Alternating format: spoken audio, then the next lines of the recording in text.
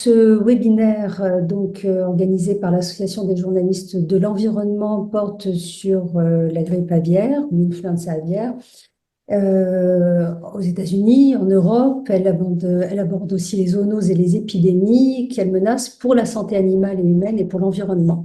Je vais juste citer quelques informations que j'ai relevées de ci, de là. Le préfet des Hauts-de-Seine a alerté sur un premier cas de grippe aviaire. Une mouette rieuse atteinte du virus a été retrouvée morte le 22 février près de Dunkerque. Le long de la Manche, de la mer du Nord et de la mer Baltique, le nombre de cas augmente depuis quelques semaines sur la faune sauvage. Le 25 février, le syndicat national des biologistes médicaux, le SNMB, a appelé à renforcer dans un communiqué que nos adhérents ont peut-être reçu également, à renforcer le dépistage de la grippe d'origine zoonotique chez l'humain en France afin de protéger les agriculteurs et garantir une réactivité optimale face à une éventuelle épidémie. Le 6 février dernier, une alerte DGS urgent a été diffusée à l'ensemble des professionnels de santé avec pour objet d'interroger tout patient présentant un syndrome grippal pour évaluer son exposition à des animaux, volailles, porcs, autres mammifères. Ces derniers mois, une augmentation de cas de transmission du virus à l'être humain a été observée au niveau international. Les ministères Santé, Agriculture, Santé publique France, ANSES ont renforcé leur coopération, avec cependant un risque évalué comme faible pour la population générale. Professeur Barbara Dufour pourra nuancer à ce sujet notamment. Et puis ce matin, un article de l'une de nos adhérentes, Sandy Dauphin, sur Radio France, donc, qui alertait sur sur le fait que depuis leur arrivée au pouvoir, les équipes de Donald Trump ont ordonné l'arrêt des échanges de données sur la circulation des virus aux États-Unis, notamment la grippe aviaire, et que l'ANSES alerte sur cette perte d'informations cruciale pour la santé publique en France et espère évidemment un rétablissement de la communication à ce sujet. Pour en parler aujourd'hui, le professeur Barbara Dufour nous fait l'amitié et l'honneur donc de prendre la parole. Elle est professeure émérite en maladies infectieuses, zoonoses et épidémiologie à l'école vétérinaire d'Alfort, maison Alfort. Elle est de retour d'une mission en Irak. Elle est également présidente de l'AVSF, Agronome et Vétérinaires sans frontières. Elle fait partie du groupe de travail sur l'influenza aviaire à l'ANSES, mais ce n'est pas au titre de l'ANSES qu'elle intervient aujourd'hui, c'est bien de l'École nationale vétérinaire. Et Madame Barbara Dufault, donc je vous passe la parole. Alors, bonjour, merci de m'avoir invité. Voilà, vous voyez tous mon écran, il n'y a pas de problème. Je vais me mettre en mode présentation, si toutefois ça veut bien fonctionner. Voilà. Merci beaucoup, bonjour à tous et à toutes. Vous pouvez m'interrompre, je vais vous faire une présentation d'une trentaine de minutes. Vous pouvez m'interrompre à n'importe quel moment en prenant la parole, parce que je ne verrai pas si vous levez la main, je vois que mon écran, pour poser une question, demander une précision si vous ne comprenez pas quelque chose. Je vais vous parler essentiellement de ça, de l'influenza aviaire aux États-Unis. Je peux vous parler également de ce qui se passe en Europe, en France et en Europe. Et puis, bah, nous pourrons élargir le débat sur l'environnement, sur AVSF aussi, si vous voulez entendre parler un peu de cette ONG qui fait un certain nombre de choses également pour l'environnement. Alors, commençons ensuite en rentrant dans le vif du sujet. D'abord sur cette fameuse transmission du clade 2.3, 4.4b dont vous avez forcément entendu parler, le H5N1. Alors, qu'est-ce que c'est que ce virus? D'abord, je voudrais vous rappeler que nous vivons avec la grippe A depuis pas mal d'années, hein, vous voyez, 17, enfin, voilà, depuis 1918, nous pouvons quantifier, évidemment, la grippe est bien antérieure à ça, mais depuis 1918, nous pouvons quantifier les épidémies de grippe humaine, et là je parle des grippes humaines, mais vous allez voir que toutes ces grippes humaines, elles ont un départ qui est celui qui est zoonotique au tout début. Au tout début était l'oiseau et le virus influenza, et puis progressivement, il y a eu des passages réussis à l'espèce humaine. Bon, évidemment, tout le monde connaît la grande grippe de 1918, dont on ne sait pas bien si elle a fait 20 ou 40 millions de morts. Vous voyez que les chiffres n'étaient pas très précis à l'époque. Il faut connaître qu'à l'époque, il n'y avait pas d'antibiotiques. Il faut connaître également qu'on sortait d'une première guerre mondiale qui avait énormément affaibli les populations. Ça joue sur la mortalité très certainement. Rappelons-nous également une grande épidémie de H5N2 en 57. Il y a eu aussi une grande épidémie en 68, indépendamment des événements du même nom. Et puis, plus récemment, mais beaucoup moins méchante, une pandémie de H1N1 que les plus jeunes, les plus âgés d'entre nous ont bien sûr vécu et traversé aussi. Je ne vais pas rentrer dans tous ces détails-là. Retenez simplement une chose, vous voyez que les H et les N ne sont pas tous les mêmes dans ces épidémies. Il s'agit d'épidémies, c'est-à-dire de manifestations chez l'homme et d'une transmission chez l'homme. J'essaierai en permanence de distinguer la transmission chez l'animal et l'épidémie chez l'animal qu'on appellera tous ensemble épizootie de l'épidémie humaine. Dans une zoonose, c'est extrêmement important d'utiliser les bons termes, sinon on voit quelques horreurs écrites de part et d'autre. Voilà. Quelques mots sur l'agent pathogène, on ne va pas y échapper, c'est essentiel de bien comprendre. C'est pourquoi finalement il y a toutes ces familles de grippe. Là, vous avez la structure simplifiée d'un H5N1, mais peu importe son numéro. Vous voyez, premièrement, qu'il s'agit d'un virus enveloppé avec une petite membrane, ce qui le rend normalement fragile dans le milieu extérieur, mais on verra que celui-là ne l'est pas tellement, dans le fond. Et puis surtout, il a deux antigènes de surface qui sont extrêmement importants, la neuraminidase et l'hémagglutinine. L'hémagglutinine qui permet, hémagglutinine qui permet de s'accrocher au récepteur de la cellule qui recueille ce virus, hein, et puis l'hémagglutinine qui permet de pénétrer, voilà. Et puis vous remarquerez aussi, c'est un virus à ARN, c'est très important compte tenu de sa plasticité. Vous voyez qu'il est constitué de un certain nombre de brins. On est en l'occurrence 8, 3, 3, 6, 8 brins d'ARN séparés. Et ça, c'est extrêmement important également parce que ça va permettre des réassortiments de ce virus. Alors, euh, il y a beaucoup de différences dans ces antigènes puisque le H dont je vous parlais, c'est-à-dire les petites spicules vertes, il y en a 16 différents. Et les neuraminases, les petites particules rouges que je vous présente là, il y en a 9. Et vous avez toutes les combinaisons possibles chez l'oiseau, c'est-à-dire que vous avez des virus qui sont composés du H16, N9 ou du H3, N9 ou du H7, N4, etc., etc. Donc, vous voyez, déjà, ça fait une combinaison, je ne sais plus bien calculer ça, mais j'y suis en son temps, d'un nombre de virus très important, différent. Et ça, c'est la partie sous-type HXNY. Et là, on va parler essentiellement aujourd'hui d'un fameux sous-type qui nous préoccupe beaucoup, qui est le H5N1, puisque c'est celui qui est un petit peu pris depuis quelques années le lead au niveau mondial, H5N1, mais ça ne veut pas dire qu'il n'y a pas des H3N2 qui circulent, etc., hein, bien sûr. Euh, les caractéristiques de pathogénicité et de contagiosité sont très variables. Et il y a de nombreux clades. Je vais revenir sur cette notion de clade et sur la notion de génotype. Elle est essentielle à bien comprendre dans un instant. Sachez déjà qu'il y a deux grands types de ces virus. Il y a des sous-types dits hautement pathogènes et des sous-types faiblement pathogènes. Ces virus sont des virus des oiseaux à l'origine. Donc, hautement pathogène, ça veut dire qu'il tue fortement les oiseaux, et faiblement pathogène, ça veut dire qu'il les rend malades, mais qu'il les tue moins. Il y a des critères très précis dans lesquels je ne vais pas rentrer pour définir ces H et ces HP et FP.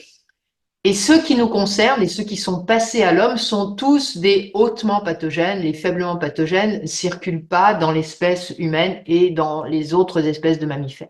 J'y reviendrai. Alors évidemment, c'est le critère de virulence qui va distinguer les hautement et les faiblement pathogènes.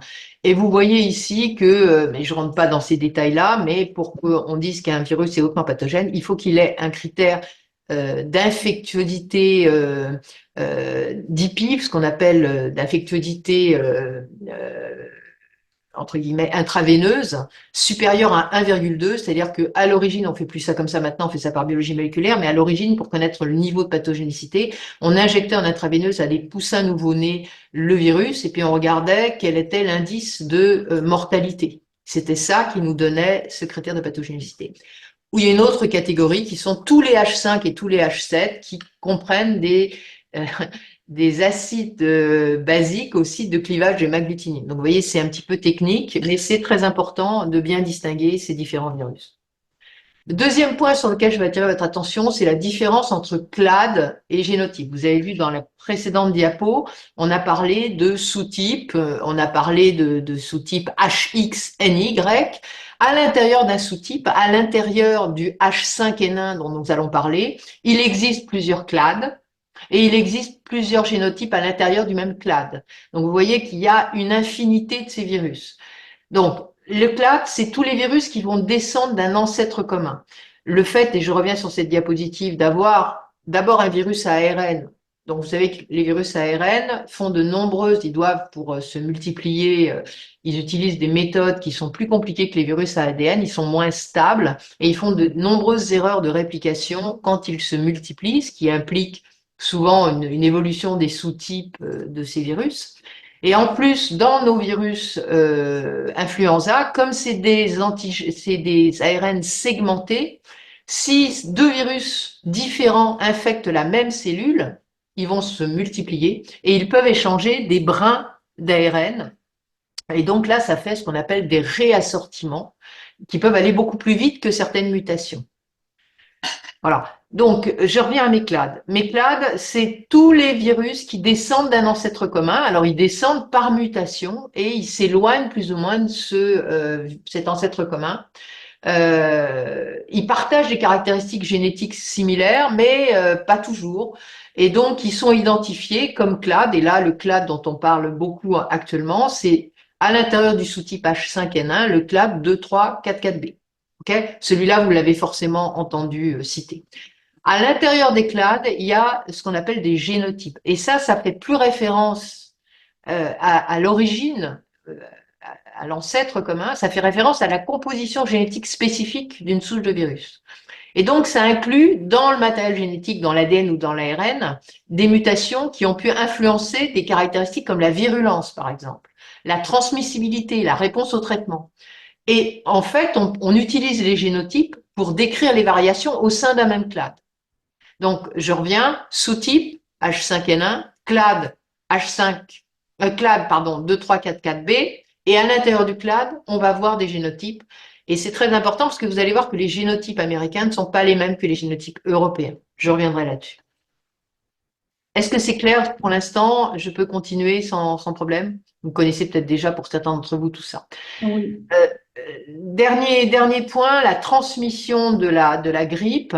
Je vous l'ai dit, la grippe, c'est enfin, la grippe aviaire. À l'origine, comme son nom l'indique, c'est un virus. Ces virus influenza, ils viennent des oiseaux. Ils circulent naturellement chez les oiseaux. Et vous voyez sur ce diapo, ici des oiseaux d'eau, des anatidés, des laridés aussi, où on voit effectivement que chez eux, on peut trouver tous les sous-types du H1 au H16, du N1 au N9, je l'ai dit tout à l'heure. Et puis de temps en temps, ça passe sur d'autres oiseaux domestiques qui sont un peu différents, et souvent, ce passage-là fait passer d'un état faiblement pathogène à un état fortement pathogène. Ok, voilà. Et puis, certains de ces virus, dans l'histoire, il y a longtemps, sont passés à l'humain et se sont totalement adaptés à l'homme. Actuellement, quand il y a une grippe H1N1, H3N2, bon H2N2, il y en a moins, mais la grippe saisonnière, la fameuse grippe saisonnière qui tue entre 2000 et 3000 personnes chaque année en France, par exemple, cette grippe-là, les gens l'attrapent pas avec des pigeons, hein, ils l'attrapent avec d'autres humains. Donc, ces virus grippaux, ils circulent pendant l'hiver chez nous, et pendant l'été chez nous, dans l'hémisphère sud, et ils évoluent à leur propre rythme. Et c'est pour ça que chaque année, il faut se faire vacciner pour les personnes un peu âgées comme moi, il faut se faire vacciner contre le virus de la grippe parce que le variant qui arrive, il a évolué en Amérique du Sud et il revient chez nous en Europe pendant les saisons froides avec des modifications qui font que les virus antérieurs sont pas forcément très performants. Il s'est passé la même chose chez le porc, il s'est passé la même chose chez le cheval, il s'est passé la même chose chez d'autres espèces, les animaux aquatiques notamment, etc. Et se sont installés. Vous le voyez très bien chez le porc, vous le voyez très bien chez l'homme aussi, un peu moins fortement chez les chauves-souris et chez le cheval, des cycles propres qui font qu'ils n'ont plus besoin de contact avec les oiseaux pour avoir leur propre grippe. Voilà. C'est très important de comprendre ça aussi parce qu'il faut savoir de quoi on parle. Alors, si on revient à la grippe aviaire, celle à l'origine, je ne vais pas parler de la grippe humaine actuelle. La grippe aviaire, il est possible, vous le voyez dans ce transparent avec toutes ces petites flèches, il est possible que des virus de grippe aviaire, notamment les H5 et les H7, puissent passer sur d'autres espèces de mammifères. Vous voyez ici uniquement des mammifères, hein. Tout ça, c'est des mammifères. Peuvent se passer sur des mammifères alors que ce sont des oiseaux à l'origine et s'installer donc ou pas chez les mammifères. Bon. Donc pour ce H5N1 dont on parle, il y a eu cette capacité et il a franchi de très nombreuses fois la barrière d'espèces avec plus de 40 espèces de mammifères terrestres détectées infectées par ce H5N1 clade de 3,4,4b. OK? Ça a été essentiellement des mammifères sauvages qui ont été infectés, des phoquidés, des phoquidés parce que les phoques et les oiseaux partagent le même biotope marin, les animaux. Vous avez vu qu'il y avait des mammifères marins qui étaient infectés par ces virus. Ils partagent le même biotope et donc voilà. Les félidés parce qu'ils ont tendance à consommer des oiseaux, etc. Les mustelidés, les canidés qui sont des prédateurs d'oiseaux notamment et d'oiseaux qui peuvent être infectés. Et puis donc, je vous l'ai dit, on a vu une mortalité massive d'otaries et d'éléphants de mer en Amérique du Sud. Voilà. Et puis c'est passé dans des élevages de visons et de renards élevés pour la fourrure en Espagne et en Finlande.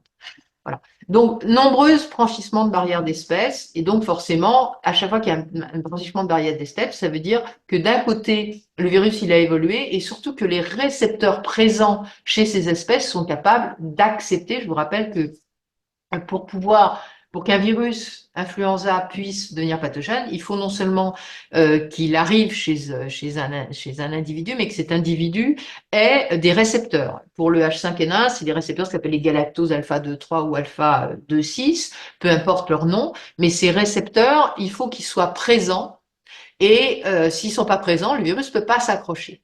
Voilà. Et donc, il faut aussi que les caractéristiques de l'hémagglutinine et de la neuraminidase soient telles qu'ils puissent s'attacher bien à ces récepteurs. Et c'est pas toujours le cas. Et des fois, c'est le cas. Voilà. Je reviendrai aussi un peu là-dessus. Alors, chez les volailles, je rappelle que cette influenza aviaire, ça nous réfère à ce qu'on vit en Europe. Il est catégorisé au plan des maladies européennes A, D, E. A, ça veut dire maladie extrêmement épizootique et grave, voire zoonotique, et donc soumis à un plan d'urgence d'éradication. D, ça veut dire que c'est à déclaration obligatoire, et puis E, non, D, ça veut dire que c'est, oui, à mesure à la circulation des animaux entre Europe, et E, c'est déclaration obligatoire. Voilà. Euh, Ça provoque chez les oiseaux une septicémie hémorragique avec une très forte létalité, une forte contagiosité.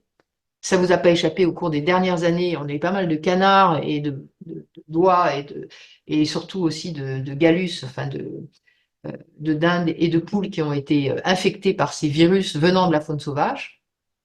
Et puis, selon les souches, de temps en temps, certains génotypes, mais pas tous, peuvent s'accrocher chez l'homme. C'est souvent rare, parfois très rare, mais il y a un potentiel d'humanisation. C'est-à-dire qu'on ne peut pas exclure qu'une fois qu'il s'est accroché chez l'homme, même si pour l'instant ça ne provoque, il n'y a pas de transmission interhumaine, à un moment donné, il y a une humanisation de ces virus par une co-infection par un virus de la grippe, par exemple, et puis une adaptation spécifique à l'homme avec une nouvelle pandémie de grippe. C'est tout à fait possible. Ça nous a été promis des tas de fois. Pour l'instant, c'est pas encore arrivé récemment, mais ça peut arriver. Voilà. Bon. Je passe sur ce transparent. Juste pour vous montrer que l'influenza faiblement pathogène, après une incubation de 40 à 48 heures, ça donne juste des chutes de pompe, des signes respiratoires. Par contre, le fertement pathogène, ça donne des mortalités absolument considérables. Je passe sur le détail des signes qui vous concernent le moins, mais vous voyez la photo de gauche, c'est une exploitation, elle n'a pas été éradiquée par les gens, hein, c'est une exploitation. Le matin, l'éleveur il rentre dans son élevage de Gallus et il a 60% de ses animaux qui sont morts en l'espace de 2-3 jours, quoi. Donc c'est une catastrophe économique aussi pour les élevages. Voilà. Euh, je passe là-dessus. Chez les mammifères, on a des signes qui sont très variables en fonction des mammifères. Vous voyez ici, bon, là, j'ai mis quelques références bibliographiques. Vous voyez ici, l'essentiel, en fait, ça conduit à la mortalité de certains mammifères. On a vu des félidés qui mouraient. Mais ça conduit souvent à des signes cliniques neurologiques, d'ataxie de tremblement. Et puis quand il y a une méningite, une encéphalite, les animaux ils meurent assez vite. Il y a aussi des détresses respiratoires. Et enfin, on détecte souvent le virus dans le cerveau, donc c'est l'aspect méningite, encéphalite qui semble important. Je rappelle que dans les années 2006, pour les plus âgés d'entre vous, il y avait un H5N1 qui n'était pas le même clade que celui qu'on a maintenant, qui n'était pas non plus le même génotype, loin s'en faut, et qui effectivement est passé au félidé, est passé à l'homme aussi. Il y a eu des mortalités en Asie notamment, où il y avait des contacts très étroits entre les oiseaux et l'homme. Et je voudrais d'ailleurs dire à ce propos-là, certains de vos confrères ont confondu mortalité et létalité, ce qui n'est pas du tout la même chose. La létalité, je rappelle, c'est le nombre de morts rapporté au nombre de malades. Il y avait une létalité de l'ordre de 60% dans certains pays, notamment l'Indonésie, etc. Mais heureusement, il n'y avait pas une mortalité de 60%, hein. Ça aurait résolu les problèmes de surpopulation de la planète, sinon, hein. Donc, il ne faut pas confondre ces deux notions. Elles sont, et j'ai vu ça, moi, dans de nombreuses publications à l'époque à destination du grand public. Attention, la grippe aviaire arrive, 65% de mortalité. Non, 65% de létalité. Et le nombre de gens qui étaient contaminés était faible. Il y a eu quelques centaines de cas, toujours en relation extrêmement étroite avec des oiseaux. Sauf que les récepteurs à ce moment-là étaient adaptés au virus dans les voies respiratoires profondes. Donc les gens qui s'infectaient, fallait qu'ils qui respirent, entre guillemets, très fort près d'oiseaux infectés, etc. Et à ce moment-là, ils s'infectaient de manière profonde dans les poumons, ils faisaient une pneumonie. Dans les pays du Sud, vous savez comme moi que les moyens médicaux sont pas tout à fait les mêmes que dans nos pays du Nord, donc les possibilités de réanimation, etc. sont faibles, et donc la mortalité était élevée parce qu'une pneumonie en Indonésie, ben, ça conduit malheureusement très souvent au décès de la personne. Voilà, j'insiste bien là-dessus parce que sinon on entend tout et n'importe quoi sur ces virus et je crois qu'il faut être précis quand on parle de ça. Ok, on va passer maintenant au fameux CLAD 234 toujours notre CLAD, et à ce qui se passe aux États-Unis d'Amérique, indépendamment des déclarations de Monsieur Trump sur la non-communication des informations, parce qu'évidemment c'est pas intéressant parce que ça risque de bloquer le commerce. Voilà. Alors, aux États-Unis, ce clade, il a franchi de très nombreuses fois la barrière d'espèces sur des renards, des mouflettes, des chats, etc. Et puis, plus récemment, en 2024, pardon, sur des animaux domestiques. Notamment, ça a commencé sur des chèvres dans le Minnesota, centre-nord du pays. Et puis, sur des vaches laitières au Texas. Bon, il y a eu des souris, un ours polaire, mais ça, c'est anecdotique. Et vous voyez ici, bon en anglais, excusez-moi, mais tous les animaux qui ont été infectés sur l'ensemble donc du territoire américain, à la fois des animaux sauvages, coyotes, renards, etc. Des dauphins aussi, des ours bruns, enfin bon, et à la fois sur des animaux domestiques. Et évidemment, ce qui a posé le plus de questions, notamment pour la transmission à l'homme, c'est pas les animaux sauvages, que c'est rare qu'on aille souffler dans le nez d'un ours polaire, et quand on le fait, souvent, on le fait une dernière fois, si je puis dire.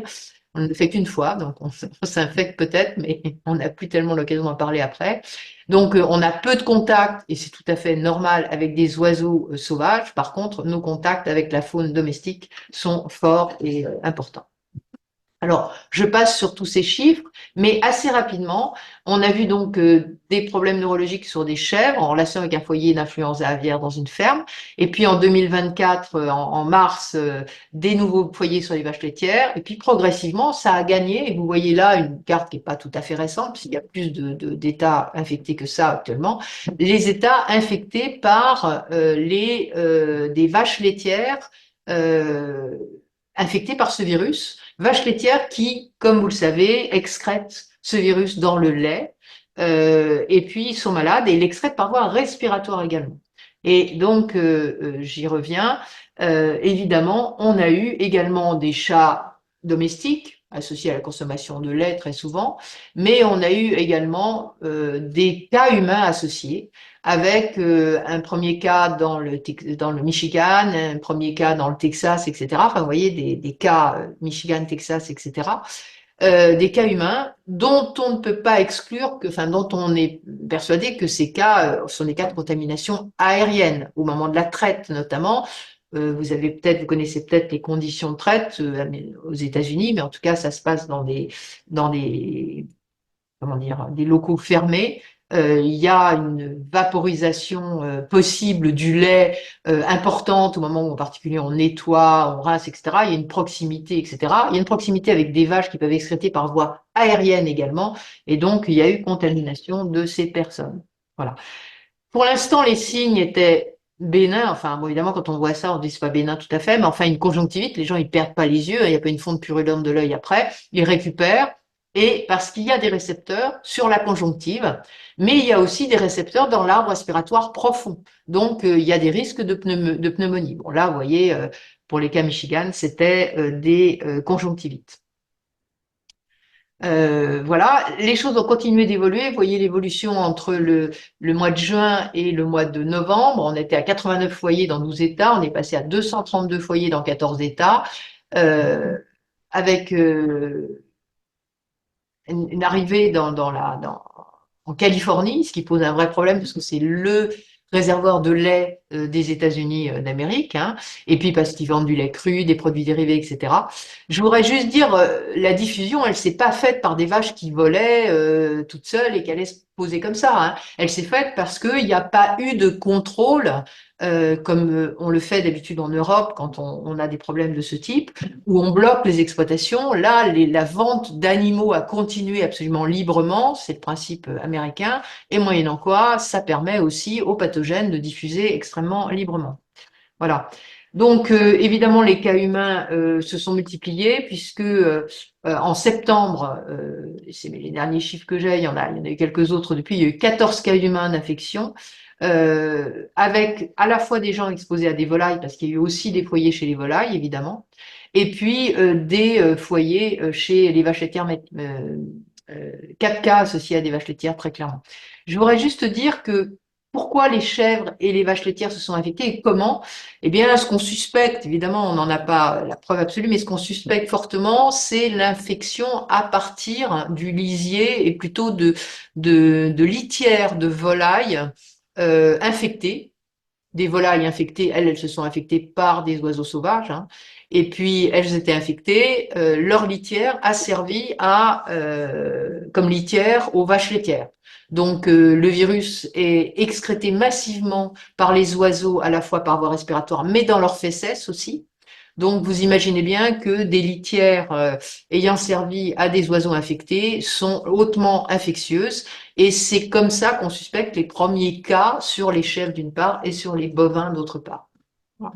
Bon, ce sont des pratiques qui ne sont pas particulièrement de biosécurité, mais qui sont utilisées classiquement dans certains pays et notamment aux États-Unis.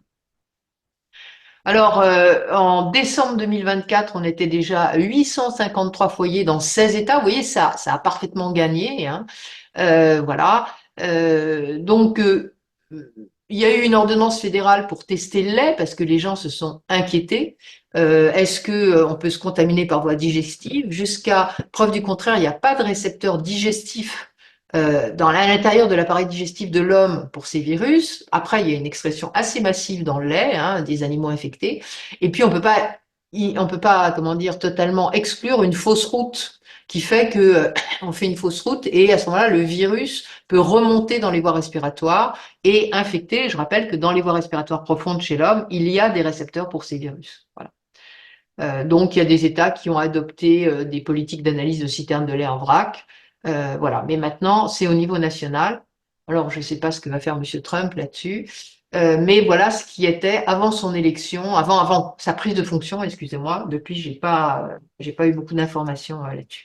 Donc, il fallait, pour vendre du lait cru, c'était la première des choses. La deuxième chose, il fallait que les troupeaux infectés partagent leur information épidémiologique, la donnent à un centre qui centralise tout ça, et également que les laboratoires privés signalent les tests positifs à l'USDA. J'ai l'impression que la déclaration de Monsieur Trump va aller dans le sens de la fermeture de cette information, ce qui est à la fois dramatique pour les Américains et dramatique également pour les pays qui importent des animaux et éventuellement du lait en provenance de ces pays. Pardon de vous interrompre. Oui, bien sûr. Alors, on a bien compris que les nouvelles positions, les nouvelles mesures l'administration Trump dans ce domaine est absolument dramatique. Est-ce qu'il n'y a pas moyen, malgré tout, pour les scientifiques de communiquer entre eux par d'autres voies, par d'autres biais, parce que il y a beaucoup d'options possibles aujourd'hui. Alors, je sais bien que si on remonte à la source du problème, à savoir le fait même de pouvoir effectuer des analyses et d'en tirer des données exploitables, de l'autre côté de l'Atlantique est en soi un problème. Mais qu'est-ce qui empêche les scientifiques de communiquer quand même entre eux? Alors, rien n'empêche les scientifiques de communiquer entre eux, si ce n'est éventuellement des directives nationales de leur pays, mais pour l'instant, il n'y a pas ça. Mais pour que les scientifiques puissent communiquer entre eux, il faut qu'ils soient au courant de ce qui se passe sur leur terrain. Or, ces mesures-là, elles sont prises pas uniquement pour les autres pays, elles sont prises à l'intérieur des États-Unis. Ce qui fait que demain, un fermier, je sais pas trop quoi, de Californie, par exemple, qui décide, qui constate des signes parce que maintenant les signes sont bien identifiés sur des bovins, et qui décide de ne pas en informer les autorités, il a la possibilité de le faire. Eh Et oui. donc, le vrai problème, c'est ça. C'est compliqué d'avoir de l'information épidémiologique. Il faut que tout le monde joue le jeu. Et pour que tout le monde joue le jeu, évidemment, les producteurs, pour eux, c'est une contrainte de jouer ce jeu-là. Donc, nous, en Europe, quand on a des gens qui ont des problèmes d'influenza, pour l'instant uniquement sur les volailles, je rappelle que la déclaration est obligatoire, mais qu'on les indemnise aussi, ces gens-là. C'est-à-dire qu'on va les tuer leurs volailles, on va les bloquer, etc. Mais ils vont toucher de l'argent de l'État, de l'argent de nos impôts. Donc, ça équilibre les choses et du coup, les producteurs jouent le jeu parce qu'ils se rendent bien compte qu'il faut qu'ils jouent le jeu. Si vous rentrez dans un système totalement libéral et individualiste où on dit soit parce qu'on n'en a pas les moyens, comme dans certains pays du Sud, soit parce qu'on n'en a pas l'envie, comme dans certains pays, comme les États-Unis actuellement, de dire bah non, il vaut mieux éteindre tout ça parce que c'est pas bon pour le commerce, et ben à un moment donné, vous n'avez plus d'informations. Et les scientifiques, ils vont avoir énormément de mal à avoir de l'information. Euh, Pardon pour ce rapprochement un peu osé, mais je lisais hier que le nombre de décès par le fentanyl continue à toucher un nombre spectaculaire d'Américains tous les jours, de décès, pas Le seulement de victimes. nombre par quoi vous dites décès par quoi? Le fentanyl, Oui, la oui, drogue. oui. Et quand on voit déjà l'incapacité à prendre en charge ce problème de santé publique qui relève aussi de l'épidémiologie quelque part Ouais, bien sûr, au bien sûr. niveau national, alors pourquoi ferait-il mieux avec la grippe aviaire? Alors, on peut se poser la question. Et malheureusement, ça datait pas d'ailleurs de Trump, ça avait déjà démarré bien avant. On a vraiment l'impression que les États-Unis sont en train d'abandonner la santé publique. Mais bon, je vous laisse poursuivre, excusez-moi. Ouais, ouais, enfin, c'est assez inquiétant, on est bien d'accord. Euh, bon, juste pour dire et pour rappeler que euh, l'excrétion dans le lait est massive. Il y a des tas de publications qui le montrent, etc., avec des virus très élevés. Et le CDC et la FDA rappellent qu'il y a presque 5% des adultes américains qui consomment du lait cru au moins une fois par an. Et puis, il y en a pas loin de 2% qui déclarent une consommation fréquente de lait cru. Donc, il y a quand même du risque dans ce domaine-là. Il y a du risque. Voilà. Euh, bon, je passe sur la crème, les produits à base de crème, etc. Je vais passer là-dessus. Juste pour dire que, évidemment, la pasteurisation détruit la charge virale de manière considérable. Le virus est sensible à la chaleur.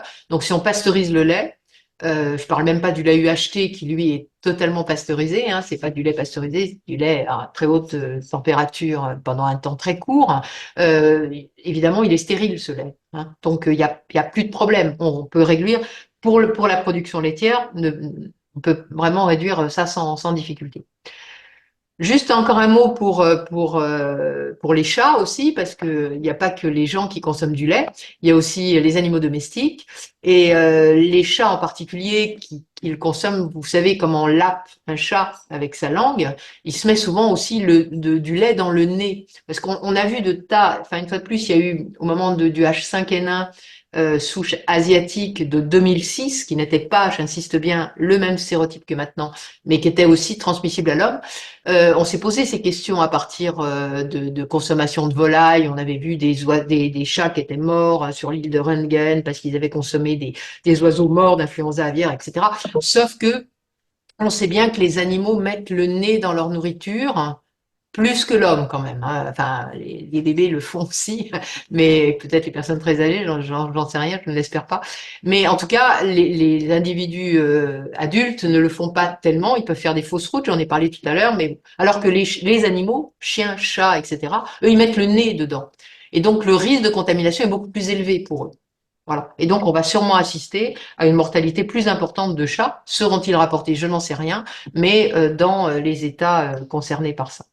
Voilà. Alexandrine, ça répond en partie à votre question. L'humain peut-il se contaminer en buvant du lait cru de vaches laitières infectées? C'est bon pour vous? Oui, tout à fait. Le professeur Dufour a répondu à cette question il y a déjà quelques minutes. Parfait. Merci à elle et merci à vous. Bon, voilà. Donc, les questions qui se posent pour les chats et pour les chiens, je sais que c'est pas forcément votre tasse de thé, mais j'en parle quand même parce que c'est quand même important. C'est évidemment, là, on a observé 35 chats et un chien sur la même période. Vous voyez, ça, c'est dans le même pays, quoi, hein. Mais ce qu'on peut dire, c'est qu'il y a en fait deux problèmes. Il y a d'une part le problème du lait, bien sûr, hein, et puis il y a aussi le problème de la viande crue. Vous savez que ça se développe, la viande crue. Il y a de plus en plus de filières de gens qui veulent donner de la nourriture crue à leurs animaux de compagnie, parce que je sais pas trop quoi, c'est bon pour la santé, pourquoi pas. En tout cas, c'est retour à la nature. C'est vrai que quand ils étaient dans la nature, mais ça fait quand même quelques dizaines de milliers d'années, ces animaux consommaient de la viande crue.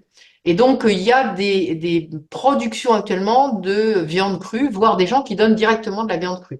Et je rappelle que les animaux morts d'influenza aviaire, ils font une septicémie, notamment les volailles. Et donc, ça veut dire qu'il y a du virus dans le muscle. C'est ça que ça veut dire.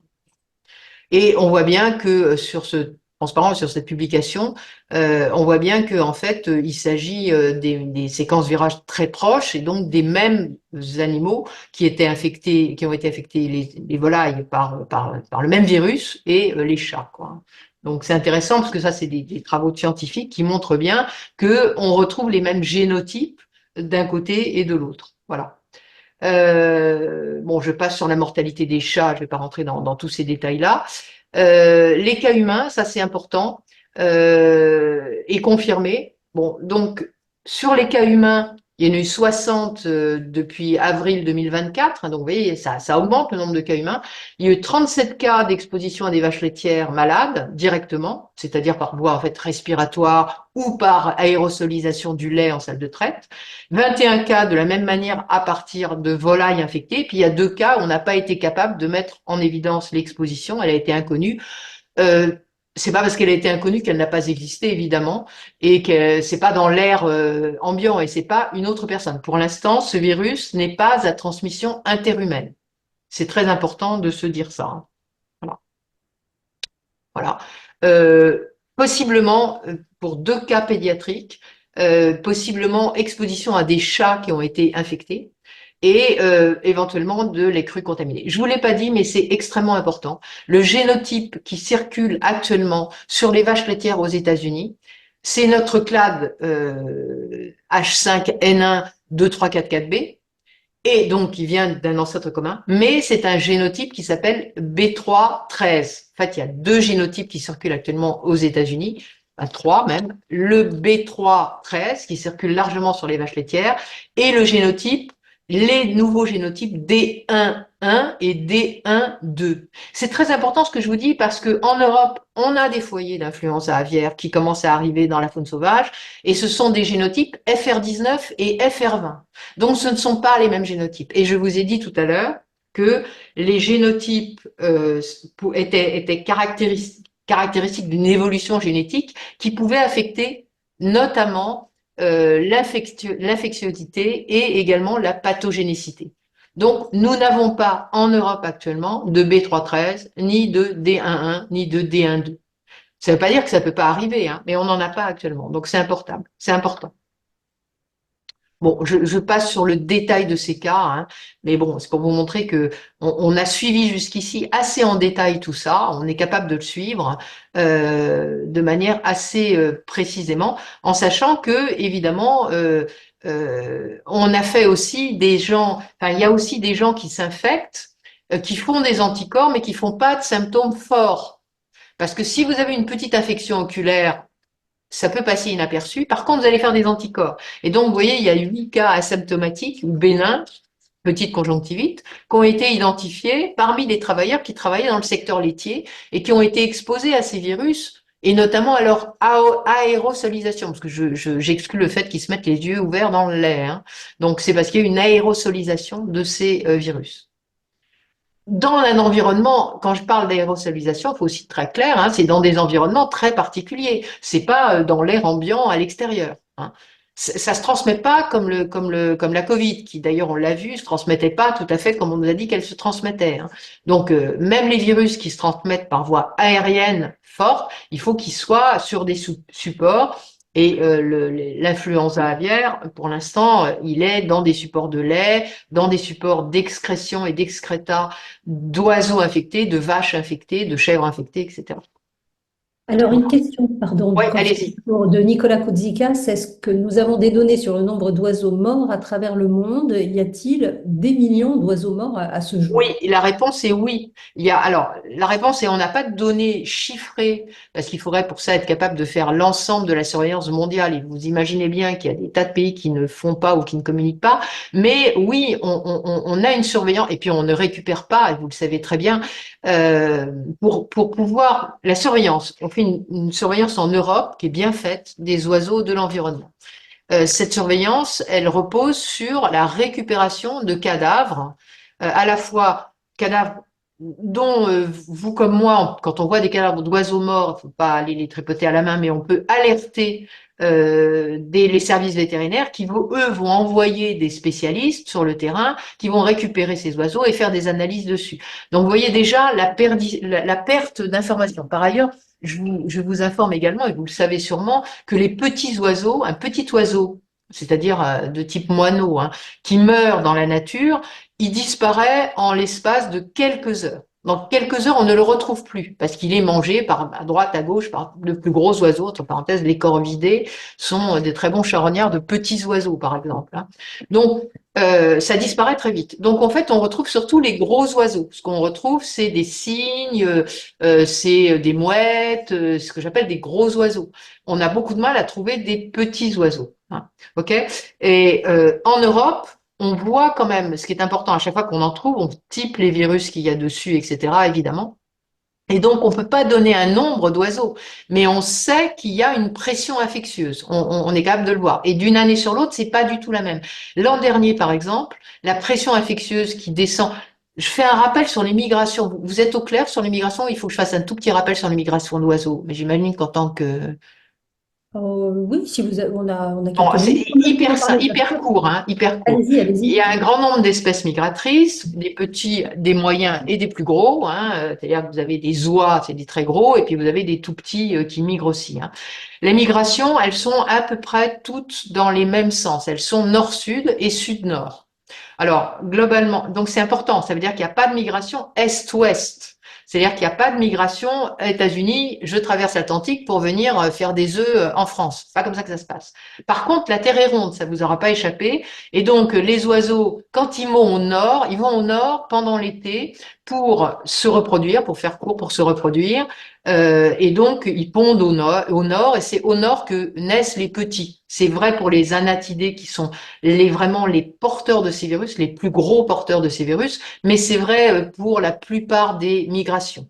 Donc, ils vont au nord. Au nord, ils rencontrent d'autres camarades qui viennent d'autres régions du monde. Alors, pas forcément des régions américaines, etc., mais plutôt des régions asiatiques. C'est plutôt par continent quand même, hein. Ils migrent pas tellement au-dessus de la mer, pas trop au-dessus de la mer, parce que pendant leur migration, ces pauvres bêtes, ils font des milliers de kilomètres, ils ont besoin de se poser pour se nourrir et pour se reposer et pour boire aussi. Et donc, traverser l'Atlantique, c'est très compliqué pour eux. Il faut des îles, il faut qu'ils se posent. Vous voyez. Bon. Donc, quand ils se retrouvent, la Terre, elle est ronde, elle n'est pas quand même pointue non plus. Donc, ils se retrouvent avec des oiseaux, notamment qui viennent d'Asie. Ça, c'est vrai. Ils échangent des germes.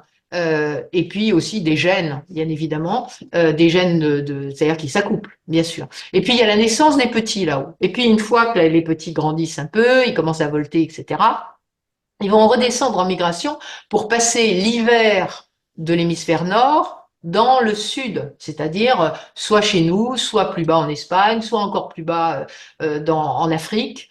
Ça dépend des espèces, ça dépend de la température, ça dépend d'énormément de choses.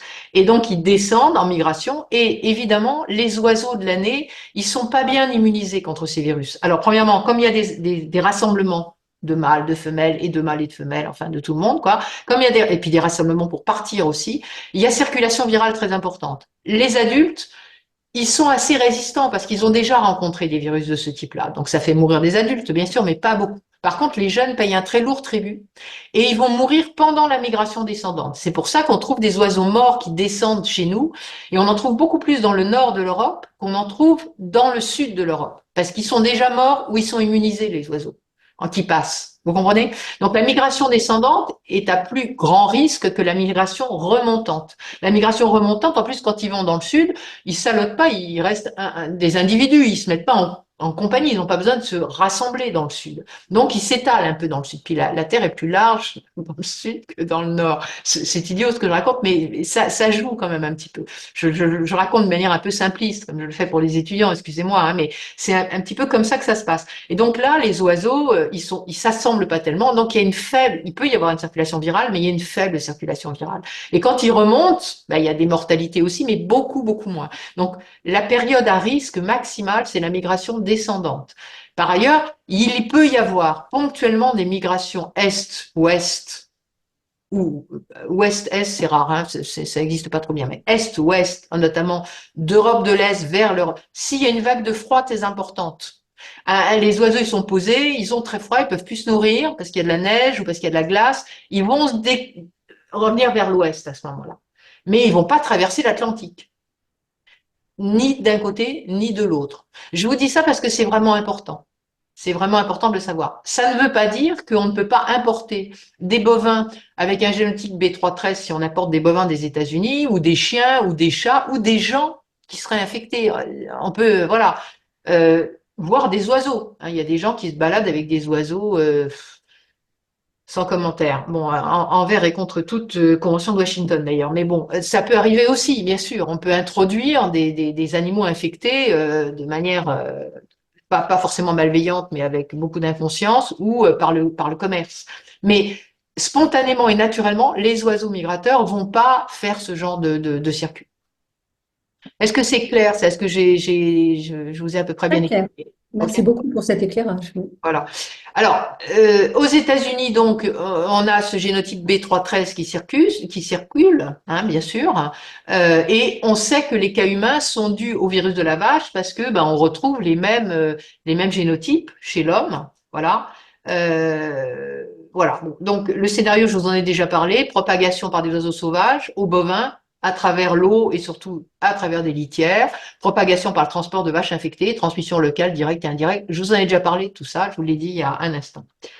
Ok, je vous l'ai dit, quantité très élevée de virus dans le lait, et le virus H5N1 et le H1N1 infectieux dans le lait et sur les surfaces des machines à traire pendant au moins 5 heures, parce qu'il y a beaucoup d'humidité, beaucoup de froid. Le virus, il aime l'humidité et le froid. C'est aussi pour ça qu'il se plaît l'hiver chez nous, et que quand les oiseaux passent, les oiseaux migrateurs passent, ils infectent pendant plusieurs semaines des plans d'eau, par exemple. Et donc, si nous, on met à proximité, et puis les plans d'eau et autour des plans d'eau par leur déjection, etc. Donc, si nous, on met des oiseaux, si on a des oiseaux captifs à proximité de ça, il y a des risques d'infection, ça ne vous a pas échappé, on fait rentrer ça assez souvent. Bon, je passe là-dessus, charge virale élevée, je vous l'ai dit. On a trouvé également du génome de virus dans la surveillance des eaux usées, ça n'a pas forcément beaucoup de sens, hein, parce que je rappelle aussi, et ça c'est important de bien s'en imprégner, une PCR, c'est pas un virus vivant, c'est un bout de virus qu'on multiplie. Ça ne veut pas dire que le virus est vivant et qu'il est capable d'infecter. C'est très important. Donc, on trouve par des méthodes extrêmement fines, la PCR, c'est un truc très fin, qui permet d'être extrêmement sensible sur le plan analytique.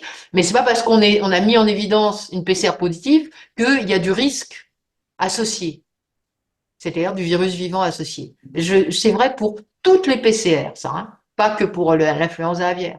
Et de temps en temps, il y a vraiment des affolements à propos de ça, quoi. Bon, forte détection du virus, je vous l'ai dit. Il y en a maintenant à Hawaï, ensuite, pourtant on pensait qu'ils étaient tranquilles, hein. Bon, voilà, je passe là-dessus.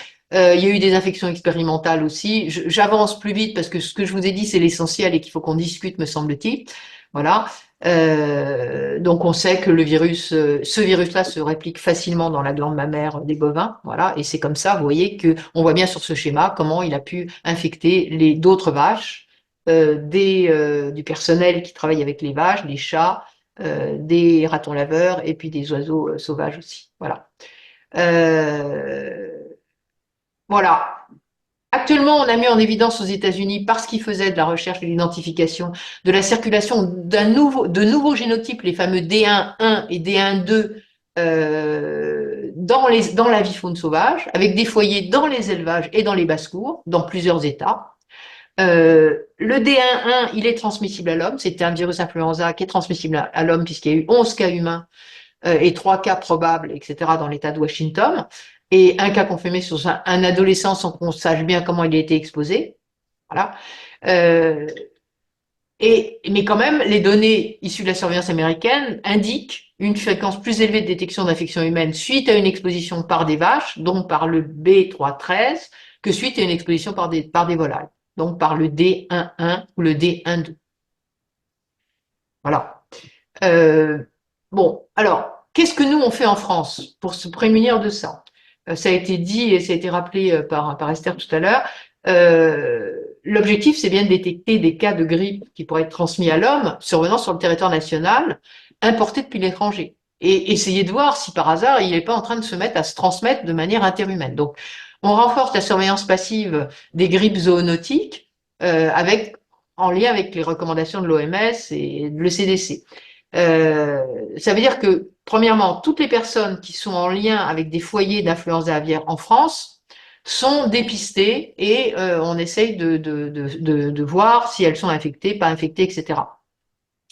Et puis surtout, on essaye de se préparer à l'émergence d'un nouveau virus influenza parce qu'on ne peut pas faire grand-chose en équipant les laboratoires pour qu'ils fassent vite du diagnostic de ces nouveaux virus, bien sûr. Ça, c'est très important. On a révisé le plan national de préparation des pandémies.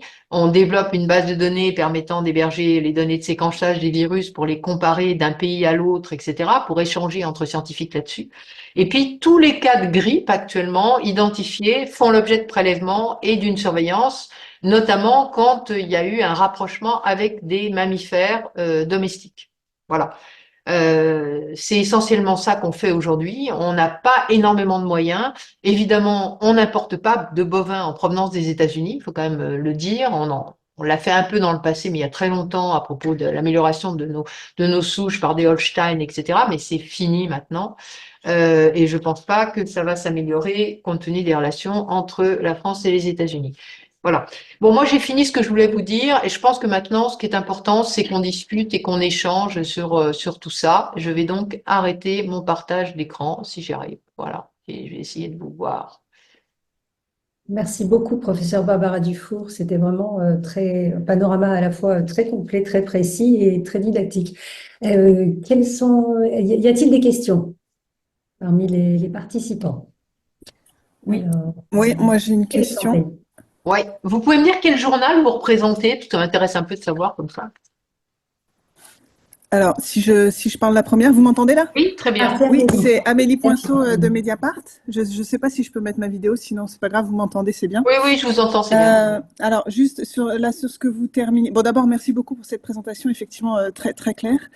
Donc, en France, pour l'instant, il n'y a pas de cas humains détectés, si j'ai bien compris. Ça, Oui, c'était ce point que je tout à voulais fait, tout à clarifier. fait. Et l'autre chose, ensuite, plus quelle évolution vous voyez au niveau donc du développement de ce qui s'est passé aux États-Unis depuis un an. Du coup, on est à quel endroit de la courbe on se trouve, quoi, si je puis dire. Je peux répondre à la première question. La deuxième, je suis pas Madame Soleil non plus, hein. Donc c'est compliqué de faire de la prévision sur les virus. Bon, moi je pense que si après ça dépend aussi beaucoup de la capacité des Américains à mettre en œuvre. Ils avaient commencé dans le bon sens, mettre en œuvre. Attendez, je ferme le soleil qui m'arrive dessus parce que c'est génial. Voilà. Ils avaient commencé ils avaient commencé de manière plutôt bonne à obliger les gens à déclarer, à fermer les élevages, à faire des contrôles sur le lait. Je ne sais pas comment ça va évoluer. Enfin, vous voyez bien le président américain et sa position. Enfin, donc, soit ils ont une capacité à essayer de réduire ça, c'est-à-dire à empêcher que ça explose dans la population d'eux et chez l'homme. Et s'il y a de plus en plus de cas humains, à un moment donné, il va y en avoir certains. Si vous voulez, le risque d'humanisation de ces virus augmente avec le nombre de cas humains. L'humanisation, vous comprenez ce que je veux dire, c'est-à-dire la capacité à pouvoir se transmettre entre humains et à faire une pandémie. Ça augmente avec le nombre de cas humains, parce qu'à chaque fois, il y a des mutations, etc. Donc, soit les Américains se prennent en main et limitent ces cas humains de manière drastique par des mesures, ils vont avoir du mal à éradiquer hein, le virus, mais par des mesures drastiques, au moins de protection de la santé publique, soit, comme l'a dit Esther tout à l'heure, bah, ils s'en fichent complètement et là, le risque augmente. Je vous dis pas qu'on va forcément avoir une épidémie avec ce virus, hein, mais le risque augmente. Je ne peux pas répondre mieux à votre question. Je vous dis, je suis pas Madame Soleil et bien, voilà, c'est compliqué. Alors, Alexandrine posait également une question. Alexandrine, vous voulez la dire vous-même? Et Oui, tout à Alexandrine, vous fait. êtes de quel journal, vous, de quel média? Bonjour Barbara Dufour. Curieux média de vulgarisation scientifique adossé à Cap Science Bordeaux, d'où je D'accord. vous regarde. Ma question justement porte sur la chasse à la tonne, qui est un type de chasse très prisé dans le sud-ouest, au titre de laquelle des canards appelants sont utilisés donc, pour appeler leurs congénères sauvages. Ce sont des canards captifs qui sont gardés sur les plans d'eau. Oui, euh, je sais ce que c'est que les aplans, je vous rassure, on a et beaucoup je dis peut-être ça travaillé. pour mes confrères Ah qui oui, ne savent d'accord. pas de quoi Ah, il s'agit. d'accord. Qui sont donc des canards qui sont gardés sur les plans d'eau pendant la chasse et ensuite gardés captifs en dehors des plans Ouais. d'eau, mais dans des cages ouvertes. Donc ma question, c'est est-ce qu'on a des données sur ces canards à côté des plans d'eau qui peuvent être contaminés lors de la migration descendante par des congénères sauvages? Une très bonne question. On a été, je souris parce qu'à l'ANSES, on a été de nombreuses fois interrogés sur les appelants, ce que j'appelle les canards traîtres, moi, hein, c'est-à-dire ces pauvres canards Mhm. qu'on attache par une patte, puis qui appellent leurs petits camarades pour qu'ils se posent, puis une fois qu'ils sont posés, ben on les tire quoi comme des lapins. Enfin bon bref. Donc on a même essayé en 2006, fin 2007. On a essayé de faire que ces canards soient des sentinelles épidémiologiques, c'est-à-dire qu'on les prélevait avant la chasse comme ça, et puis on surveillait la circulation de virus chez ces canards. Bon, en fait, on n'a jamais mis en évidence la capacité à être précoce. C'est toujours le problème des sentinelles. Un sentinelle, pour que ce soit sentinelle, il faut que ce soit précoce. Il ne faut pas que ce soit tardif. Il ne faut pas qu'on ait déjà des tas de cas en élevage avant que nos sentinelles ne deviennent positives. Mais c'est sûr que c'est une pratique à risque d'infection de ces canards. Bon, je vous signale quand même que quand on est, vous savez que la France a différents niveaux de degrés de risque, hein, il y a le risque élevé, le risque modéré, etc. Il y a différents types de risques. Et en fonction du niveau de risque et de la zone, et notamment le sud-ouest qui se trouve dans des zones assez compliquées, pendant les périodes de risque élevé, ces chasses aux appelants sont totalement interdites. Je dis pas qu'elles se pratiquent pas, j'en sais rien, il faut aller voir sur le terrain pour, mais elles sont interdites hein, quand même. Et donc, c'est quand même assez contrôlé parce que c'est évidemment à risque, d'autant que, vous l'avez pas dit, mais moi je le rajoute, il y a un certain nombre de possesseurs de ces appelants qui malheureusement sont aussi détenteurs d'élevage de volailles. Oui, tout à Donc, fait. c'est pas super ça non plus. Hein. Donc voilà. Après, vous dire exactement quelle est la situation sanitaire des appelants aujourd'hui, je peux pas vous le dire parce qu'on a arrêté, parce que c'est très compliqué si vous voulez, il faudrait aller les prélever toutes les semaines. Donc on peut pas aller prélever toutes les semaines des canards appelants dans ces zones-là. Il n'y a pas le personnel pour faire ça, il n'y a pas les canards, ces pauvres canards, ils sont déjà des fois victimes non seulement de leurs congénères mais de leurs patrons. Donc ça serait compliqué de le faire. Donc on peut pas le faire. Par contre, on l'a fait à une période, on a vu que c'était pas précoce, mais qui se contaminait évidemment comme les autres. Et je vous signale que la mesure, c'est d'interdire ce type de chasse pendant les périodes de zones de risque élevées, dans ces zones de forte densité de canards. Je ne sais pas si j'ai répondu partiellement à votre question. Si, si, parfaitement. Merci beaucoup. Alors, Nicolas Koutsikas demandait qu'en est-il de l'Asie, de l'Afrique, et est-ce que votre mission au Moyen-Orient était en relation avec ce sujet ou est-ce que vous aimeriez en parler? Non, mais je veux bien en parler, mais c'est pas en relation directe avec ce sujet. Mais c'était en relation avec un sujet qui peut vous intéresser, qui était l'environnement. À savoir que je suis présidente d'Agronomes et Vétérinaires sans frontières, qui est une ONG de développement destinée à permettre et à aider les éleveurs des régions les plus pauvres à vivre de manière durable, saine euh, et, euh, et correcte de leur production. Et donc là, en l'occurrence, depuis quelques années, on a un programme dans les marais du sud irakien de d'El Shaibai, j'ai du mal à le prononcer, d'El Shaibai, qui se trouve, si vous voulez, au sud de Nesseria. Hein, il y a des marais là, et dans ces marais, il y a une biodiversité extrêmement riche, notamment en oiseaux, et il y a aussi beaucoup de buffles d'eau et des gens qui vivent dans des conditions extrêmement précaires, qui sont à la fois des pêcheurs et des éleveurs et des producteurs de lait dans ces marais. Et donc, nous, à la demande, parce que c'est des pays quand même, vous voyez, là, je me suis promenée avec une escorte armée quand même en Irak, hein. C'est quand même des pays qui sortent de guerre et qui ont encore des conditions de sécurité qui sont précaires. Nous travaillons avec des ONG, notamment une ONG environnementale dans cette zone. Nous n'avons pas d'équipe propre d'AVSF pour des raisons de sécurité, hein. Donc, travaillons avec des ONG locales dans cette zone. Et moi, j'allais dans cette zone, j'ai été dans cette zone pour à la fois faire un peu de formation pour les vétérinaires avec lesquels on travaille, parce qu'on a mis en place des pirogues mobiles, parce que les gens se déplacent en pirogue dans ces marais. C'est des, enfin, les éleveurs vivent dans des conditions difficiles, hein. Ils vivent dans des habitations en roseaux, posées sur des langues de terre, hein, qui émergent au milieu de ces marais dans lesquels il y a énormément d'oiseaux, énormément de diversité biologique, et puis également des buffles d'eau qui rentrent le soir sur ces landes de terre pour se faire traire. Et les éleveurs vivent, enfin les gens là-bas vivent essentiellement de pêche. Il y a beaucoup de poissons aussi, et de ces et de lait. Donc moi j'y allais pour la fin de ce projet, voir comment on pouvait entamer une nouvelle phase, parce que vous imaginez bien que du développement ça se fait pas sur 4 ans, ça fait 4 ans qu'on est là-bas, et qu'il faut beaucoup plus que ça, il faut au minimum une dizaine d'années, donc il faut qu'on trouve de quoi faire une nouvelle phase. On a mis en place dans cette zone des pirogues mobiles de santé animale, c'est-à-dire avec des vétérinaires qui circulent à la demande des éleveurs entre ces langues de terre, hein, pour pouvoir apporter de la santé aux buffles. On a mis en évidence également une zoonose qui s'appelle la brucellose, assez importante, et donc on essaye de voir comment aider les éleveurs à se débarrasser de cette maladie, parce qu'en plus c'est une zoonose qui se transmet par le lait, donc c'est assez embêtant. Et puis, on a également mis en œuvre des programmes d'amélioration de la pêche. Jusqu'ici, les éleveurs pêchaient à l'électricité, donc ils détruisaient tout ce qu'il y avait autour d'eux.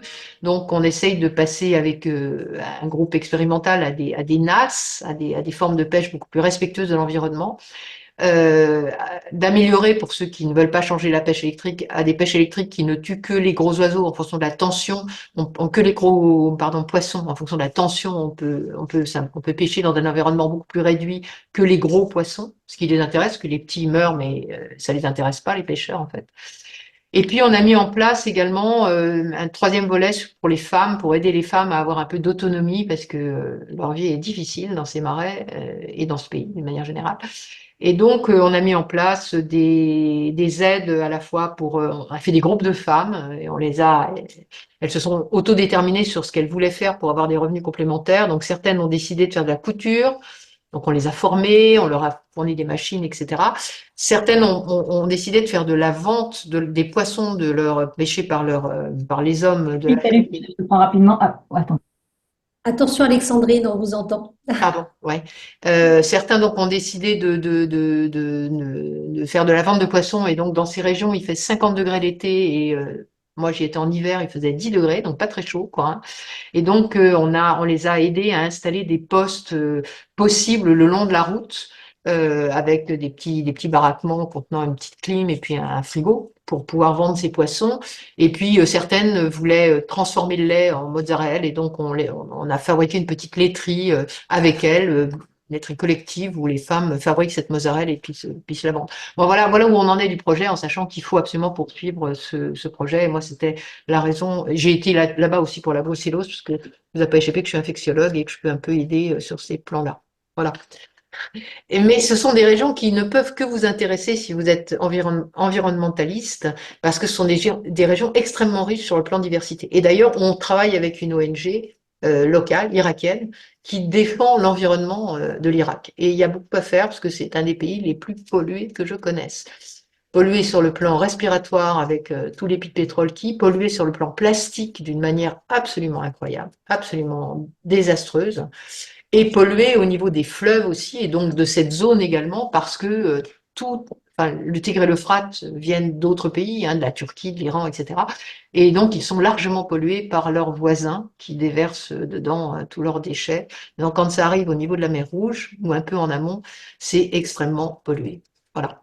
Et enfin, ils sont également en très grande fragilité à cause du réchauffement climatique. Le réchauffement climatique assèche un peu ces marais et fait que la mer et la partie saline donc, a tendance à remonter dans les terres. Et évidemment, le sel détruit également beaucoup l'infrastructure locale. Voilà ce que je voulais vous dire sur l'Irak, parce que j'en reviens et que c'est chaud dans mon esprit. Dans mon esprit, voilà. Extrêmement intéressant parce que vous avez une vision de la région qui ne se limite pas effectivement à l'Irak, mais vous avez une vision beaucoup plus vaste aussi Ouais, ouais. des enjeux de la région. C'est vraiment extrêmement intéressant. Ouais. Je fais une parenthèse pour dire que on pourra pas lutter contre les maladies infectieuses qui nous retombent dessus si on ne s'intéresse pas aux pays du Sud. C'est là-bas que naissent ces maladies pour deux raisons. Faut qu'on soit très clair là-dessus. Pour au moins deux raisons, pour bien plus que deux raisons, mais il y en a au moins deux qui sont majeures, hein. La première, c'est l'impossibilité pour les gens, compte tenu de la pauvreté d'un certain nombre de pays et de zones. Je pense à l'Afrique, je pense à l'Asie du Sud-Est, voilà, un certain nombre de zones extrêmement pauvres. L'incapacité donc à surveiller l'apparition précoce de nouvelles maladies qui pourraient être tout de suite endiguées. Donc ça, ils savent pas le faire, donc il faut qu'on les aide à faire ça.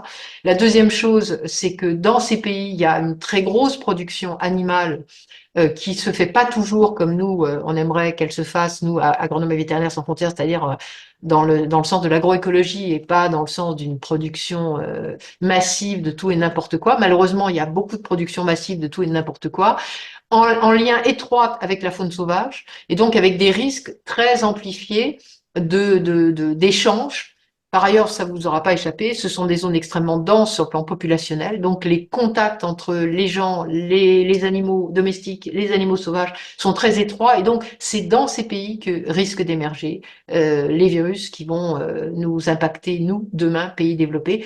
On l'a vu avec la Covid, mais la Covid, c'est un exemple parmi des tas d'autres choses. Donc, des foyers à surveiller. Dans tous les cas, Oui, oui, oui, et de l'aide à apporter à ces pays, y compris de manière très égocentrique. C'est pas tout à fait pour ça que je le fais, mais on peut aussi être très égocentrique et comprendre que c'est notre intérêt d'aider ces pays à vivre moins mal, à vivre mieux et à faire du développement durable. la prévention ne se fait pas qu'à l'intérieur de nos frontières. Absolument, absolument. Elle est absolument impérative à un niveau bien plus universel. Euh, Concernant l'abattage des animaux réservoirs dont on parle régulièrement, auquel on assiste, est-ce que c'est efficace? Est-ce que les vaccins sont efficaces? Est-ce que la décontamination des équipements est Ouais, efficace? c'est très important tout ce que vous dites là. On revient à l'influenza à un moment et on revient en Europe et particulièrement en France. On a vécu l'horreur il y a 2 ans avec des millions d'oiseaux détruits, nos impôts lourdement impactés par les remboursements légitimes aux éleveurs, hein. On a vécu ça et entre-temps, les entreprises ont travaillé, ont produit des vaccins et ces vaccins sont très probablement efficaces. Je dis pas complètement efficaces, je dis efficaces. Ils sont efficaces, faut les employer, mais ça ne suffira pas. Je m'explique, c'est exactement comme la grippe humaine en Europe, d'une certaine manière. On a des vaccins, il faut que les gens se vaccinent. Enfin, moi qui suis âgée, je me vaccine. Et je pense que tous les gens de plus de 65 ou 70, je ne sais plus quel est l'âge, machin, 65 je crois, hein, doivent se vacciner. Et c'est important pour éviter la circulation d'eux. ces vaccins, ils empêchent la mortalité, ils n'empêchent pas totalement la circulation virale. Il y a eu pas mal de grippes humaines cette année, une grippe assez méchante d'ailleurs, hein. Je ne sais pas les chiffres de mortalité, mais on les aura et à mon avis, ce ne sera pas négligeable. Donc, c'est exactement pareil pour les oiseaux. C'est-à-dire qu'on a des virus qui sont assez efficaces sur les génotypes circulant actuellement et sur les clades circulant actuellement. Qu'est-ce qui nous dit que demain et après-demain, on n'aura pas un nouveau clade 2, etc. Et ces vaccins, ils sont efficaces parce qu'ils réduisent très fortement la mortalité. Ils réduisent l'excrétion, c'est une très grande chose, mais ils peuvent pas tout. Ça veut dire qu'ils n'empêchent pas complètement l'infection. Et donc, si on n'a pas en plus des mesures de biosécurité au moment des migrations descendantes, etc., on ne va pas y arriver complètement. On va réduire, on n'aura plus, j'espère du moins, les épisodes aussi avec des milliers de cas comme on a eu il y a 3 ou 4 ans, je sais plus, le temps passe très vite et je ne me rappelle plus des années, mais j'avais suivi ça d'assez près quand même. On n'aura plus ça, mais on risque d'avoir encore beaucoup de cas. Donc, il faut impérativement continuer ces vaccins qui sont très efficaces, mais qui sont très compliqués, hein. On va pas pouvoir vacciner. En tout cas, il va falloir qu'on évolue dans nos vaccins aussi, hein. Je vous signale qu'actuellement, les canards gras qui sont vaccinés, ils subissent 2 vaccinations injectables. Vous imaginez le truc, hein, il faut les attraper 2 fois. Et pour certains canards, dans certaines zones, dans les zones de forte densité, 3. C'est-à-dire qu'on leur refait une dose quand ils ont 12 semaines d'âge parce qu'ils sont en rupture d'immunité. Vous imaginez le travail et le coût de cette vaccination. Donc il faut absolument continuer à progresser. On peut remercier les producteurs qui ont déjà fait très rapidement des vaccins très efficaces, etc. Mais il faut qu'on progresse dans la galénique de ces vaccins parce que si on, enfin, je veux dire, tous les animaux, ils sont manipulés quand ils sont tout petits, hein, à quelques jours d'âge. Donc, si il s'agit de les injecter une fois pour leur vie, à ce moment-là, c'est faisable et c'est pas très compliqué. S'il faut faire 3 rappels derrière, 2 rappels derrière, c'est très compliqué, vous comprenez, et c'est très cher. Donc, il faut progresser sur les vaccins. Il faut que les vaccins continuent à être adaptés aux souches circulantes. Donc, ça, c'est compliqué. C'est notre problématique en grippe humaine chaque année en France, hein. Et donc, il faut qu'on ait cette même problématique. Et malgré tout ça, il faut de la biosécurité. Et c'est exactement la même chose que pour nous. Je vous signale que quand vous avez des voisins ou quand vous avez des amis qui ont la grippe, eh ben, vous emmenez pas votre grand-mère dîner chez eux ce soir-là, même si elle est vaccinée contre la grippe. C'est pareil. On prend des mesures spontanées. Je ne suis pas pour les mesures forcément obligatoires, généralisées, de confinement, de machin, etc. Mais il faut prendre des mesures de protection quand même. Et c'est indispensable si on veut ne pas avoir de cas, etc. Je crois avoir répondu à votre question sur les vaccins. Très bien, merci beaucoup.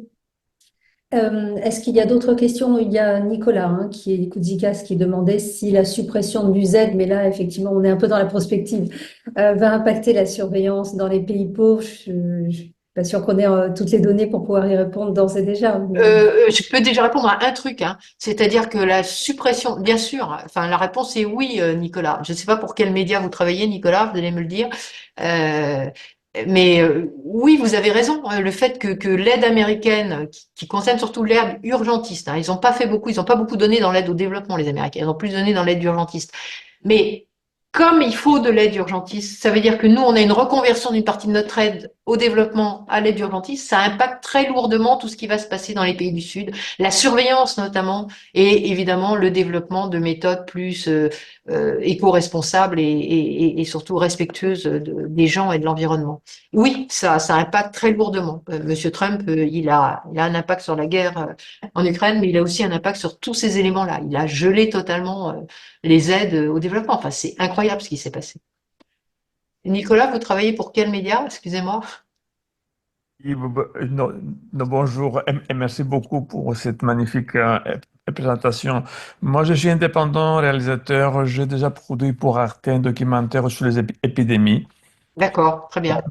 et dans plusieurs pays au monde. Et je pensais que oui, c'est très important si vous voulez, votre contribution et votre recherche. Je pensais que j'aurais la possibilité de vous contacter un peu plus tard et voir si on peut retravailler sur la question des épidémies, notamment l'impact de USAID et le manque d'échange d'informations. Avec plaisir, pas de problème, si ce n'est que je vais partir 3 semaines à l'étranger du 15 mars au 8 avril. Voilà, je vous le Bien, signale. super, super. Je vous le signale. Merci beaucoup. Je vous en prie. Si. Y a-t-il d'autres questions? On touche presque à la fin de Il y a encore une question, une dame qui s'appelle Amélie et qui est de Mediapart. Amélie. Pardon, non, j'avais déjà posé ma question. Excusez-moi, j'ai pas baissé la Voilà, c'est Ah, votre main d'accord. qui est restée levée, c'est ça. Mais j'en profite. Est-ce qu'on pourra avoir votre documentation? Est-ce que vous avez prévu de l'envoyer éventuellement ou Non, pas? j'ai pas prévu de l'envoyer D'accord. parce que vous avez vu, elle m'appartient pas en propre, cette documentation, et donc je peux pas vous l'envoyer comme ça. Elle appartient aussi à l'ANSES, elle est coproductrice, donc je peux relire des choses que vous écrivez pour éviter des choses même, et je peux pas vous envoyer mon PowerPoint. Je suis navrée de vous le dire, mais voilà, pas possible. D'accord, je crois que nous pourrions conclure. S'il n'y a pas d'autres questions, je pense que c'est bien. En tous les cas, bien sûr, vous pourrez revenir vers le professeur Barbara Dufour pour des informations complémentaires ou pour détailler certains points. Je tiens à vous remercier infiniment, vraiment, pour ces slides super précis, très détaillés et qui en même temps nous donnaient une image très claire de la situation. Et puis, j'espère qu'on va retravailler à nouveau ensemble, professeur Barbara Dufour, parce que c'est un sujet qu'il faut suivre. Et alors, je vois juste peut-être un petit commentaire, un email de contact, oui, bien sûr.